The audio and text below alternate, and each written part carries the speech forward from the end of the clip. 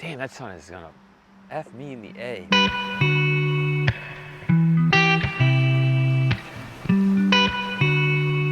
What's going on, everyone? I am blind as hell. My name is Tyler Egan, and I am an online health and mindset coach. And today, I'm gonna be sharing some stuff about rope flow here. I want to share the basics with you guys, like where to start with rope flow. I've talked to a lot of people lately. I gotta get the sun out of my eyes. That thing is killing me.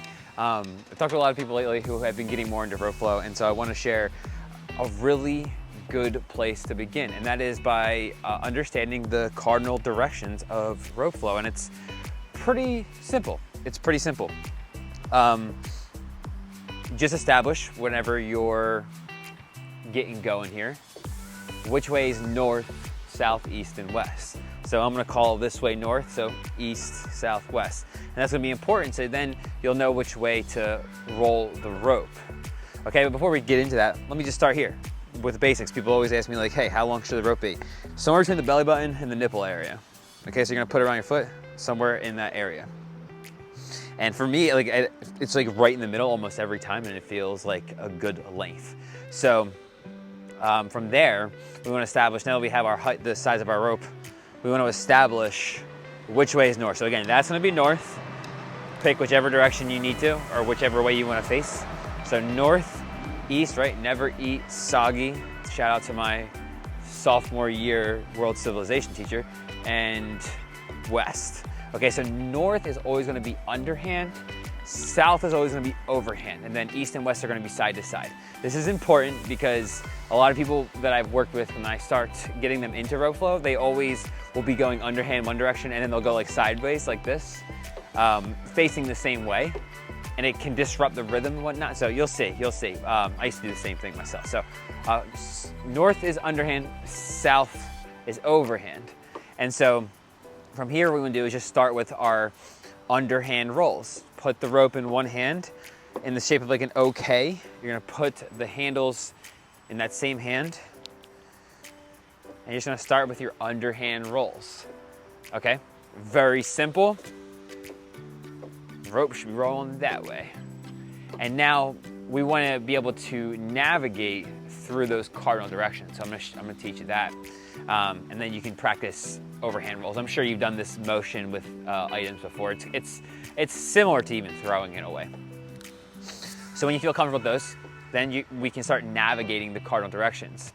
So whichever hand you're rolling with, because if you're lefty, you might start on the left side. Whichever hand you're rolling with, we're always gonna turn our body towards that hand. So I'm doing my right hand right now. So anytime I wanna turn, I'm listening for the rope to hit the ground, and when it hits, I turn. Okay, so that's a really cool thing to do to get when you're getting started, is just notice the rope hitting the ground with your ears, because now we're getting two ways of feedback. The rope can start to teach you things about your body through this. So the way you're hitting the ground, the feeling in your hand. Okay, so anyway, now what we're gonna do is we wanna start facing south now, so we can go overhand. So now, when the rope hits the ground, we're gonna scoop it underneath, and we're gonna turn our body to the rope, or to the right again. So hits the ground, scoop underneath, and then you rotate your shoulder, and now you're going overhand. Okay, so let me show you guys that again. I'm gonna try to show you more from the side. So when you're ready, it's gonna come up, I didn't mean to put the table, and then your shoulder's gonna come around, and you're gonna release. So, okay, I think you get the gist. So now you'll be facing south, and you'll be going overhand. Same thing still applies. I'm still going to the right. So whenever I hear the rope hit the ground, I'm gonna rotate my body. Notice it's rotate my body, not your shoulder with it. And then whenever you're ready to come back to the front, you're gonna scoop underneath again, as if you're throwing it backwards, like that. And you're gonna bring the rope up and back around. So underneath, up, back around. And then you're gonna do the same thing on the other side. What I always recommend people do is to do like 3 beats at a time, and then turn your body. So 1, 2, 3. 1, 2, 3. 1, 2, 3. 1, 2, 3. 1, 2, 3. 1, 2, 3. 1, 2, 3. And so on and so forth, and keep going like that. And you're gonna do the same thing on both sides. So that's not only establishing the cardinal directions, but also how to navigate through them. Next thing you wanna learn, and I'm gonna do another video on this, is the matador. There's gonna be an overhand at matador and an underhand matador. And I'm gonna show you guys the race and chase, which is the same type of pattern. It's a single beat pattern, and you're making that figure 8 pattern. And this is gonna be great for just improving everyday life, okay?